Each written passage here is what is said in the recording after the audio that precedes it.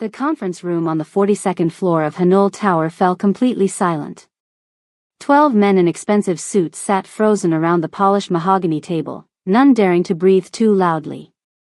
Outside, through floor-to-ceiling windows, Seoul's skyline glittered in the evening light, beautiful, distant, uncaring. Cha Min-woo stood with his back to them all, hands clasped behind him as he gazed out at the city. His reflection in the glass was perfect, tailored black suit, broad shoulders, the kind of stillness that only comes from absolute control. When he finally turned to face the room, his expression was terrifyingly calm. He reached into his jacket and removed a photograph. Placed it on the table. Slid it forward with one finger. The image showed a woman being escorted into a black sedan on a crowded Myeongdong street. Even through the graininess of the surveillance shot, the fear on her face was unmistakable, eyes wide, lips parted, looking over her shoulder. But that wasn't what made Min-woo's blood run cold. It was the man standing behind her, smiling directly at the camera. A man Min-woo had watched die 3 years ago. "Someone in this room knows where she is," Min-woo said, his voice soft but carrying to every corner. No one moved. No one spoke. "Mavis Tate," he continued, placing both hands flat on the table. "She has worked in my household for 11 months. She knows my schedule. My preferences. My family." His eyes moved from face to face. 3 days ago, she disappeared. No notice. No call. Nothing. One of the younger executives, Park Jin-ho, newly promoted, still learning the boundaries, cleared his throat nervously. "Sir, with respect, she's just a housekeeper. Perhaps she simply quit." The temperature in the room seemed to drop 10 degrees. Min-woo's eyes shifted to the man who spoke. He didn't raise his voice. He didn't need to. "Just a housekeeper," he repeated softly. "Is that what you think?" Park went pale and stopped talking. "Now, I know what you're thinking. Why would the most powerful man in Seoul tear the city apart for a housekeeper? Trust me, I'm getting there. But this story? It's about to take turns you won't see coming. If you're into stories about secrets, unexpected connections, and dangerous games, you're definitely in the right place. Go ahead and smash that subscribe button and let me know in the comments where you're watching from. Because what happens next? You don't want to miss a single second. Here's what everyone in Seoul's elite circles knew about Cha Min-woo. His family had built an empire spanning construction, entertainment, and international trade. On paper, he was a legitimate businessman. But whispers followed him everywhere, rumors of connections to organizations that operated in shadows, of debts collected in ways that never involved courts or lawyers. People called him the gentleman behind his back. Not because he was kind. Because he never raised his voice, even when destroying someone's entire life. At 34, Min-woo carried himself with the kind of presence that made powerful men shrink. Sharp jawline. Cold, calculating eyes. Always impeccably dressed, not a single detail out of place. But it wasn't his wealth or his looks that made him dangerous. It was his patience. The way he could wait, and watch, and remember everything. 3 years ago, his wife Eun-ji had died in what was officially called an accident. A car crash on a rainy night. He'd never accepted that explanation, but he'd never spoken publicly about his doubts either. What everyone did know was that after her death, he'd retreated further into himself, becoming something colder, harder.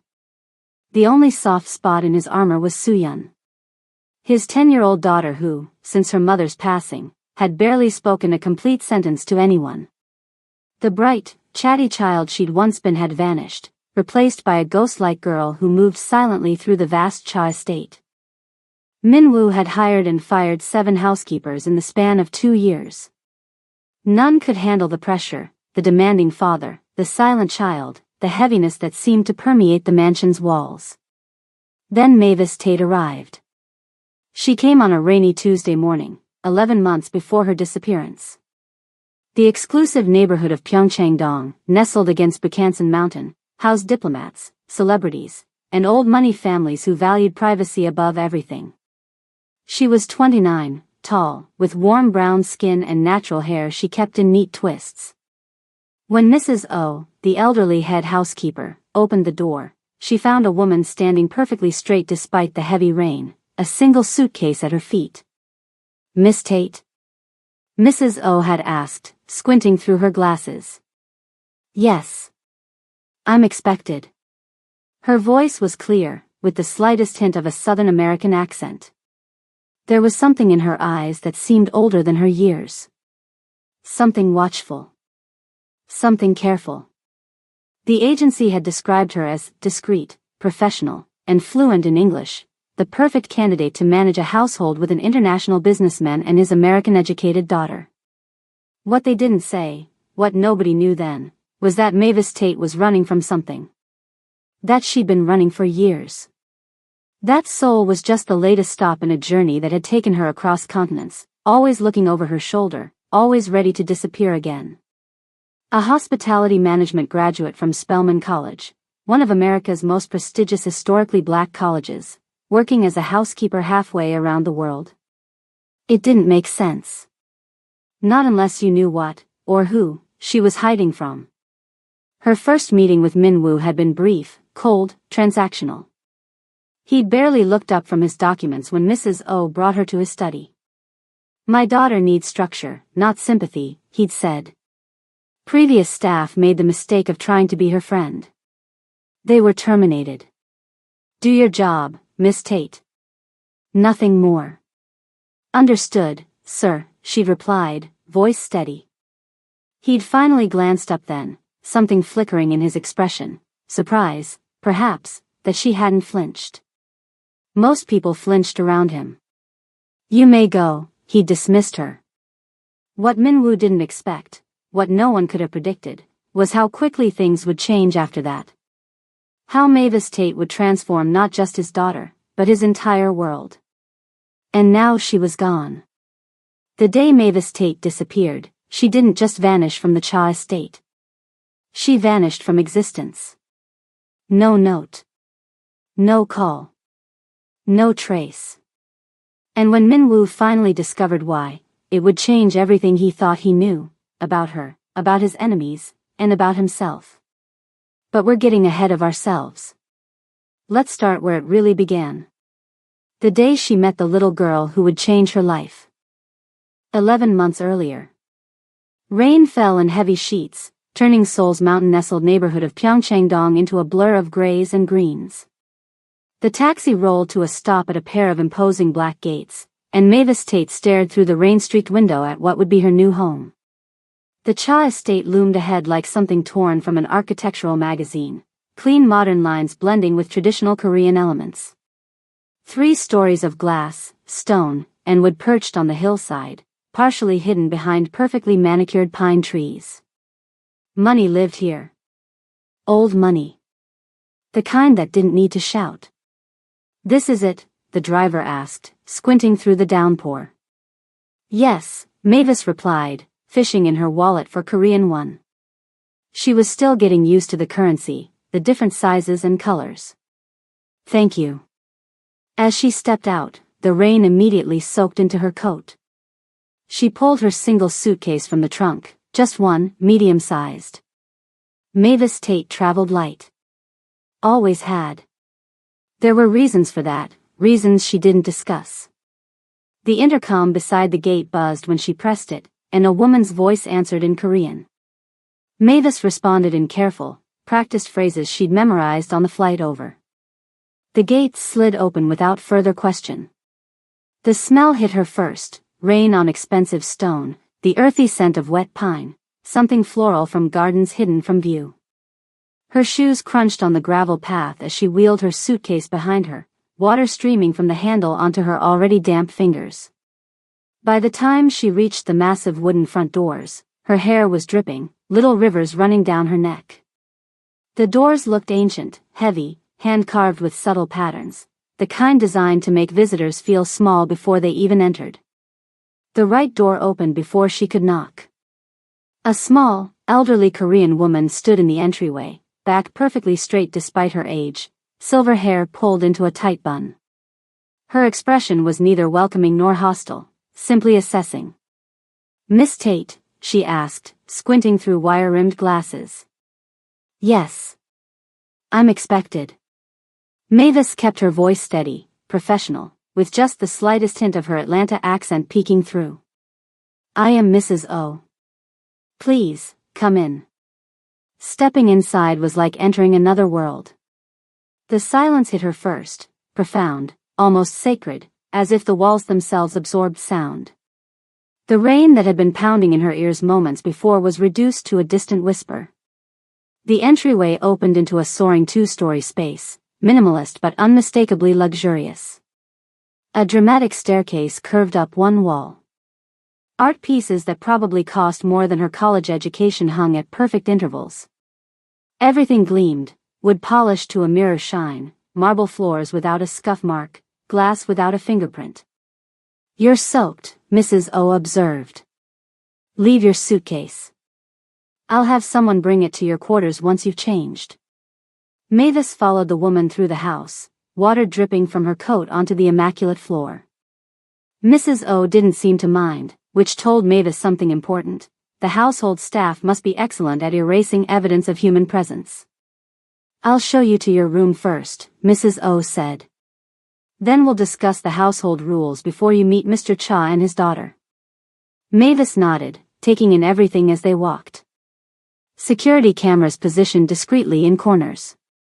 The weight of the interior doors, reinforced, though designed not to look it. Windows with a particular thickness to the glass. The multiple exit routes. She catalogued it all automatically, a habit formed from years of needing to know exactly how to leave any space she entered. "The staff wing is here," Mrs. O explained, leading her down a hallway that branched off from the main house. "Your room is at the end. Private bathroom attached.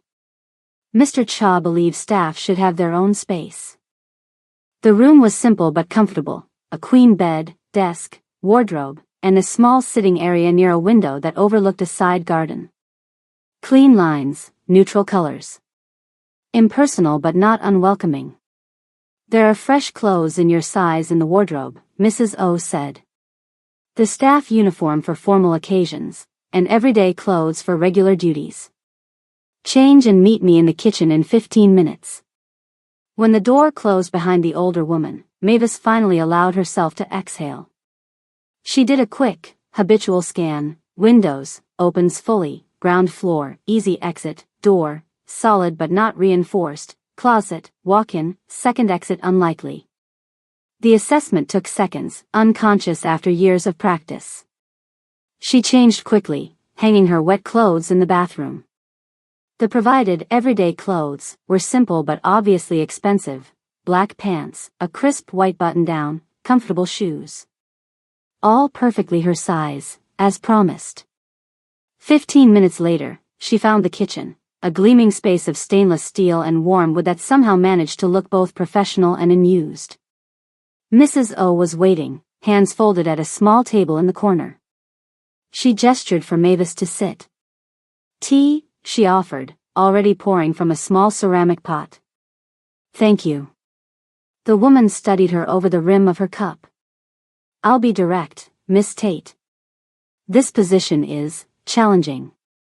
The last 3 housekeepers lasted less than 2 months each. The child is difficult." Mavis sipped her tea, letting the warmth spread through her chest. "Difficult how?" "She doesn't speak. Not since her mother died 3 years ago. At least, not more than a word or two when absolutely necessary. She doesn't engage. Doesn't follow instructions willingly. The previous staff found it frustrating." "I see. Mr. Cha is equally demanding, though in different ways. He values privacy, efficiency, and silence. The house runs on precise schedules. Deviation is not tolerated." Something in Mavis's expression must have shifted, because Mrs. O leaned forward slightly. "If you wish to reconsider, now would be the time. The agency can place you elsewhere," Mavis met the older woman's eyes directly. I don't scare easily, Mrs. O.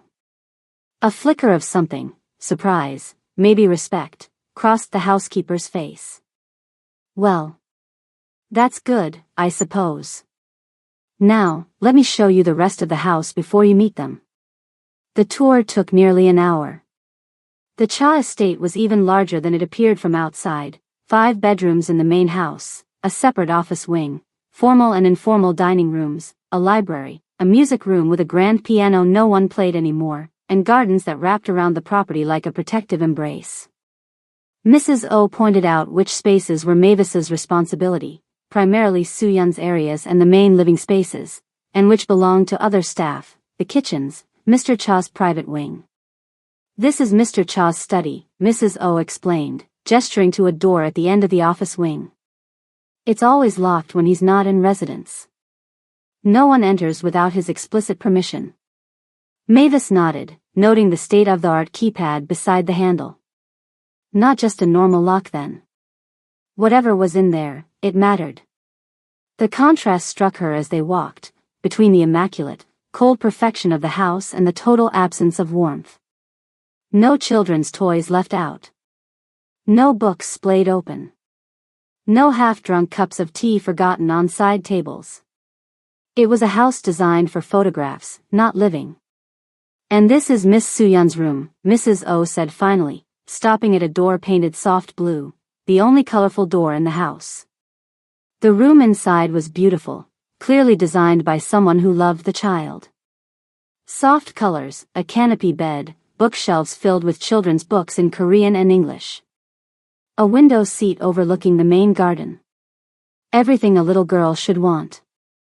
But there was a layer of stillness over it all. The toys looked untouched on their shelves. The bed was made with hospital corners. On the nightstand stood several framed photographs of a beautiful Korean woman with a wide smile and eyes exactly like Soo-Yun's. Her mother, Mrs. O said quietly, following Mavis's gaze. Boonji. In the corner of the room, so still that Mavis hadn't immediately noticed her, sat a small girl with long black hair pulled back in a neat ponytail. She was hunched over a drawing pad, crayon moving in careful lines, not acknowledging their presence. Miss Soo-Yun, Mrs. O said gently. This is Miss Tate. She's going to be your new housekeeper. The girl didn't look up. Didn't pause in her drawing. It was as if they weren't there at all. Mrs. O looked at Mavis with an expression that clearly said, see what I mean? I'll give you a moment, the older woman said, stepping out and closing the door softly behind her. Mavis stood quietly, observing. The girl's posture was tense, her grip on the crayon too tight. This wasn't peaceful drawing, this was deliberate ignoring. After a moment, Mavis approached, but not too close. She knelt down to be at eye level, though the girl still wouldn't look at her. Hello, Soo-Yun. I'm Mavis, she said, her voice gentle but not syrupy. I'm going to be helping around the house. I won't bother you if you want to be alone. No response. Just the scratch of crayon on paper. Mavis reached into her pocket and pulled out a small package, a set of colored pencils she'd brought from America. Artist quality ones, with colors that didn't quite exist in regular sets. She placed them on the floor beside the girl, not directly in her space but close enough to see. These are from my home in Atlanta. The colors are a little different from the ones here. You can use them if you want. Or not. It's up to you. She stood up, not waiting for acknowledgement. I'll see you at dinner time, okay? As she turned to leave, she caught the briefest flicker of the girl's eyes toward the pencils. Just for a second. Then back to her drawing, face impassive. It was enough. Her final stop was Mr. Cha's study, where Mrs. O had arranged their introduction. The older woman knocked softly on the heavy door.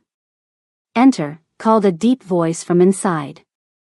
Cha Min-woo sat behind a massive desk, not bothering to look up from the documents spread before him.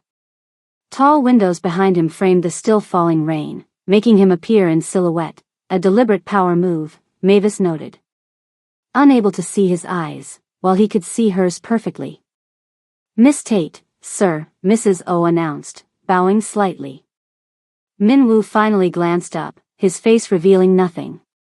In person, he was even more intimidating than in the photographs Mavis had studied before accepting the position. Sharp jawline, broad shoulders, eyes that seemed to see straight through pretense. Handsome in a severe way, like a perfectly carved statue. "Miss Tate," he said, voice cool and measured. "I trust Mrs. O has explained your duties." "Yes, sir, she has." "Good. My daughter needs structure, not sympathy." Previous staff made the mistake of trying to be her friend. They were terminated. His eyes met hers directly. "Do your job, Miss Tate. Nothing more." "Understood, sir," she replied, voice steady. She didn't flinch under his gaze, didn't fidget or look away. Something flickered in his expression, surprise, perhaps, that she hadn't been intimidated. Most people probably were. The moment passed quickly, but Mavis caught it. A crack in the perfect facade. "You may go," he dismissed her.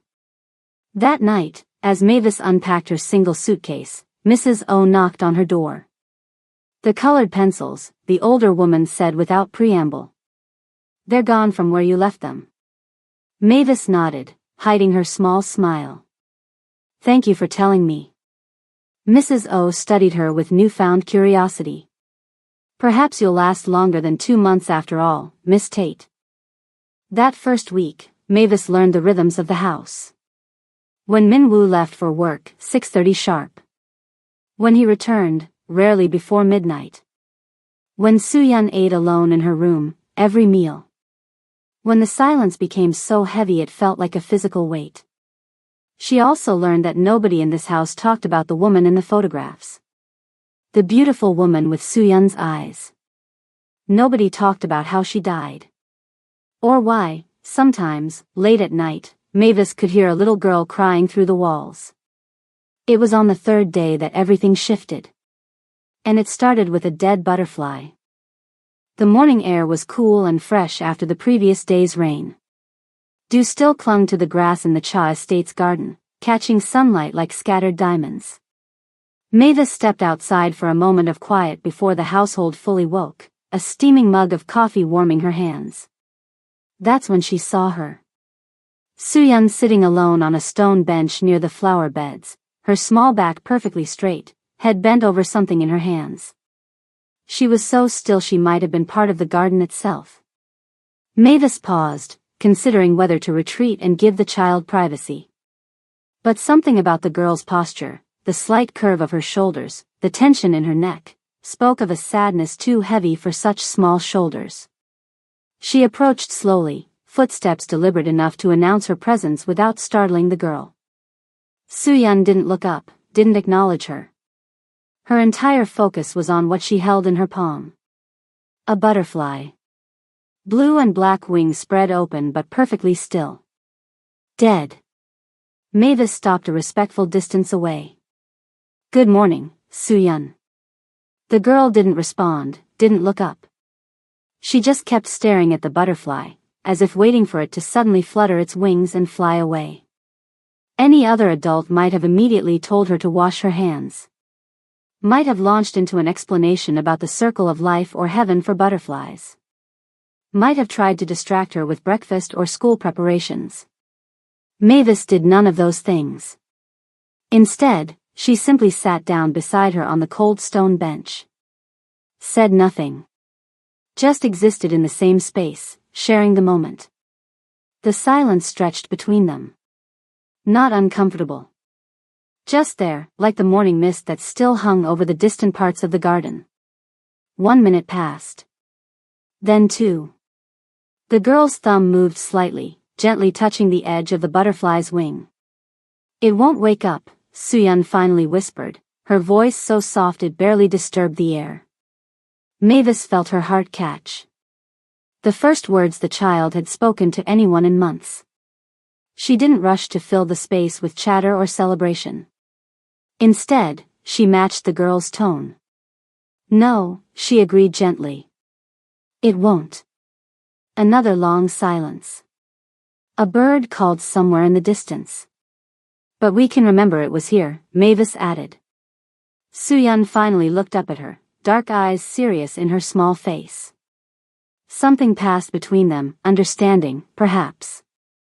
Recognition of a shared language that didn't require many words. How? The girl asked.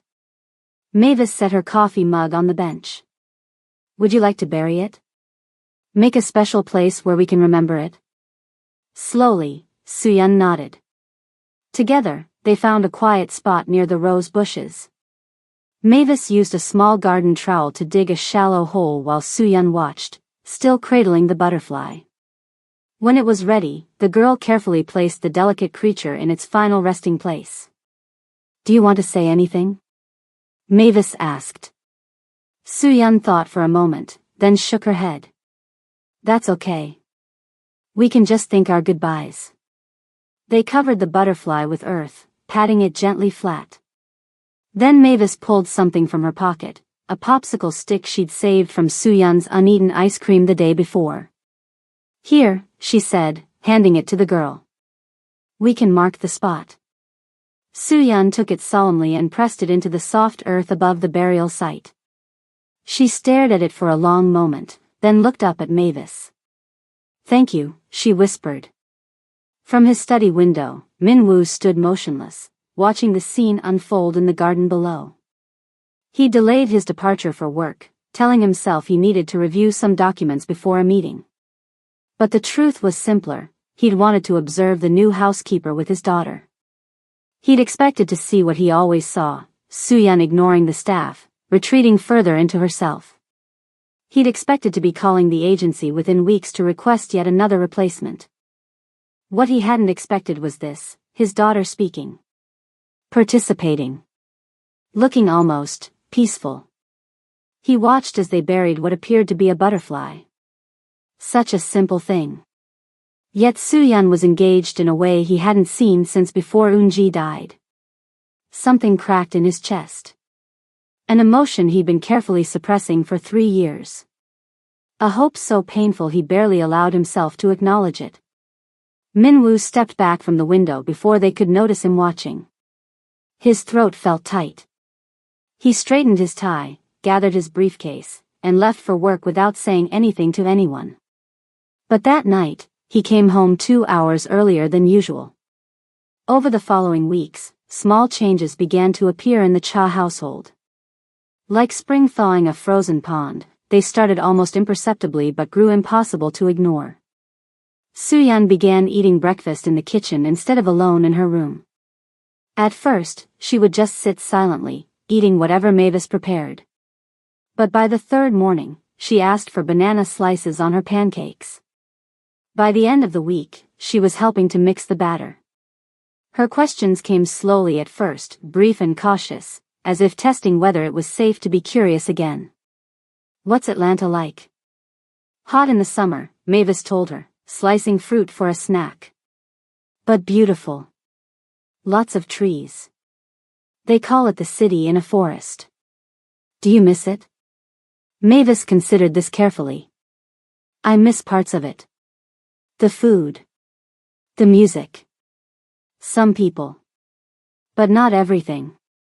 What's your favorite color? Deep purple. Like eggplants. Or the sky just after sunset. Mine is blue, Soo-yeon offered. Like butterfly wings. And there it was, a reference to their shared secret, the butterfly burial that had somehow opened a door neither had expected. The first time Soo-yeon laughed, Mavis almost dropped the book she was reading. They were sitting on the window seat in the girls' room, looking at pictures of strange animals. The platypus illustration had done it, a short, rusty giggle that sounded like Soo-yeon had forgotten how to make the sound properly. It was the most beautiful thing Mavis had heard in years. Min-woo noticed the changes. How could he not? His silent house was developing a pulse again. Subtle signs of life appeared, a child's drawing magnetized to the refrigerator, the sound of voices from the garden, the smell of cookies baking on a Sunday afternoon. He found himself creating reasons to be home. A meeting cancelled. Documents he needed to review in his home office. A video call that could be taken from the study. He began watching from doorways. Listening from hallways. Absorbing the transformation of his daughter like a man dying of thirst. One evening, he returned from work earlier than usual and heard something that stopped him in the hallway: laughter. Not just Soo-yeon's still hesitant giggles, but another voice laughing with her. Warm, rich, genuine. He followed the sound to the kitchen and froze in the doorway. Soo-yeon stood at the island counter, flour dusting her small fingers, her face alight with concentration as she carefully cut shapes from rolled dough. Beside her, guiding her hands with gentle patience, stood Mavis. "That's it," she was saying. "Press down firmly, then twist a little, perfect." Soo-yeon lifted the cookie cutter to reveal a perfect star shape. "Look! I did it.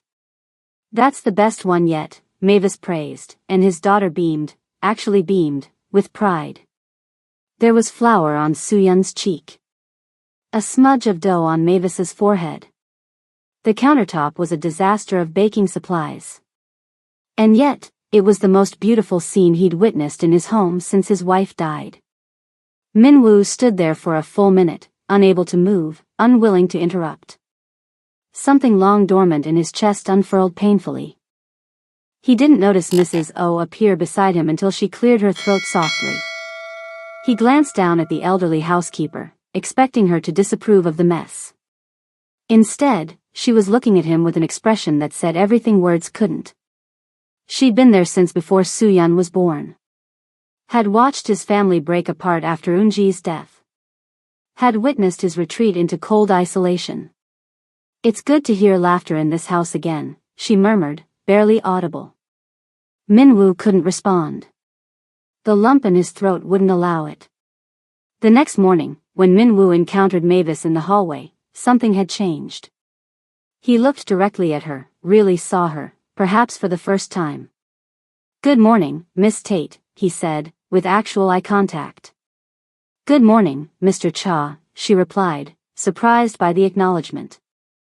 That evening, he asked about Soo-yeon over dinner, not the usual perfunctory questions about schoolwork, but genuine interest in her day, her activities, her progress. "She's doing very well," Mavis told him, a gentle warmth in her voice. "She's particularly interested in drawing lately. She has talent." Her mother was artistic, he said quietly, then looked almost surprised at himself for volunteering the information. A week later, when Mavis handed him a document about Soo-yeon's upcoming school events, their fingers brushed briefly. A small, accidental touch that neither acknowledged but both felt. It lingered between them, unspoken. Everything was changing. The house felt lighter. Soo-yeon was healing. Even Min-woo seemed different, less like a ghost, more like a father. For the first time in 6 years, Mavis let herself think the word, home. She should have known better. Because 3,000 miles away, in a high-rise office in Atlanta, a man was looking at a photograph of his own. A photograph of a woman in Seoul. A woman he'd spent 4 years searching for. Mercer Cole smiled as he traced her face on the screen. "Found you," he whispered. And he began making phone calls. 2 months can change everything. When Mavis first got to the Cha house, it felt like a museum, all shiny floors and perfect furniture that nobody actually used. Now, it actually felt like people lived there. The morning sun was just coming up as Mavis stood in the kitchen, getting Min-woo's tea ready. She'd figured out exactly how he liked it by now, not too many tea leaves, water hot but not boiling, that made it bitter, and always in the same ceramic cup. Never glass. He'd mentioned once that glass cooled too quickly, and she'd remembered that tiny detail like everything else about him. There was something weirdly intimate about knowing exactly how someone took their morning tea. Like you'd crossed some invisible line from employee to something else. "Is that for Mr. Cha?" Mrs. O asked, appearing beside her with a basket of bread. "Yeah," Mavis said, putting a little dish of honey on the tray. Minwoo never touched it, but sometimes Soo-yeon would sneak her finger in when she thought nobody was looking. Mrs. O gave her one of those knowing looks. You know, he used to eat alone in his office. Every single day for 3 years. Mavis just smiled and picked up the tray. Minwoo was already at the table, newspaper up like a shield between him and the world. Perfect suit, perfect hair, perfect posture. If you didn't know better, you'd think he was the same cold businessman she'd met on her first day. But Mavis knew better now. Morning, she said, setting down his tea. He lowered the paper just enough to meet her eyes. Good morning, Miss Tate. He took a sip, and then gave that tiny nod that meant the tea was perfect. Anyone else would have missed it. Mavis never did. Daddy. Mavis. Look what I found. Soo-yeon came running in like a little tornado, still in her pajamas with a sweater thrown on top. Her hair was sticking up everywhere, and she was hugging a book like it was treasure. It was hard to believe this was the same silent kid who'd been burying butterflies a couple months ago. Inside voice, Soo-yeon, Minwoo said, but his heart wasn't in it. Sorry, she whispered super dramatically, then immediately went back to normal volume. But look. It's the book about the girl with the magic paintbrush. I thought I lost it forever, but it was just under my bed. That's great, Mavis said, pouring orange juice into Soo-yeon's cup. We can read it later if you want. Can we do the voices again? You do the best voices. Minwoo raised an eyebrow. Voices? Mavis felt her cheeks get warm. Sometimes when we read, we kind of act out the parts. She does this awesome dragon voice that goes all growly, Soo-yeon demonstrated, making her voice super deep. And the princess voice that's like this. She switched to a high-pitched sing-songy voice. I had no idea Miss Tate was so theatrical, Minwoo said, and even though his face stayed serious, Mavis caught that little spark in his eyes. Oh, you should hear her do the evil stepmother, Soo-yeon kept going, completely oblivious to the look passing between the adults. She's really good at being mean, in the story, I mean. She's not mean for real. Good to know, Minwoo said, and this time the corner of his mouth definitely twitched up. Mavis busied herself straightening things that didn't need straightening. I think your dad's trying to read his paper, Soo-yeon. He's not really reading, the little girl said, mouth full of toast. He's watching us and pretending to read. He always does that. Minwoo actually coughed, caught off guard, and Mavis had to bite her lip to stop from laughing. From the doorway, Mrs. O made a weird snorting sound like she was trying not to laugh too. Eat your breakfast, Minwoo said, disappearing behind his newspaper again. But Mavis noticed the paper never turned a page the whole time Soo-yeon chatted about school and her friend's new cat. The library became Mavis's favorite spot in the house.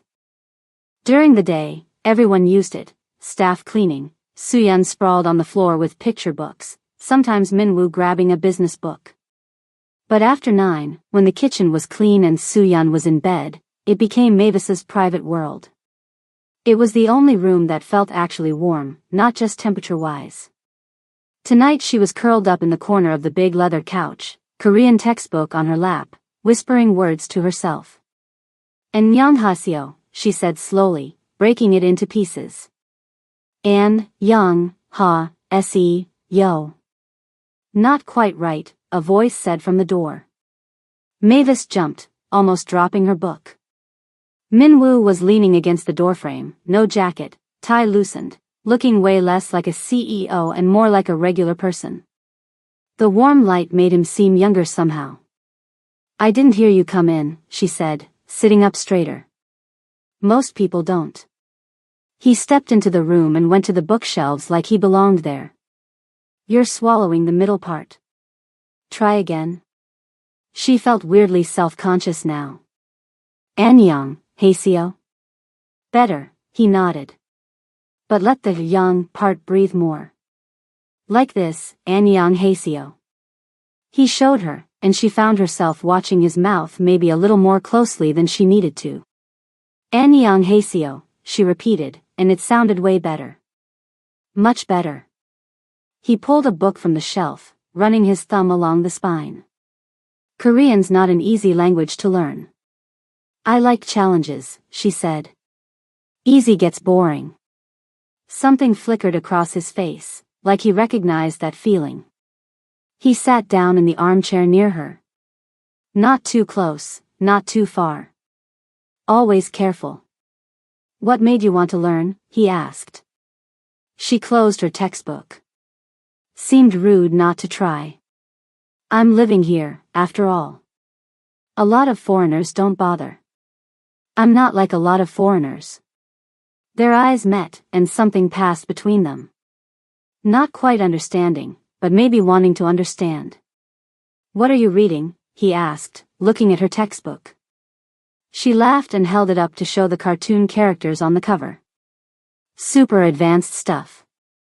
Elementary Korean 1. I'm still at the point at things and pray stage. The corner of his mouth lifted. Almost a smile, but not quite.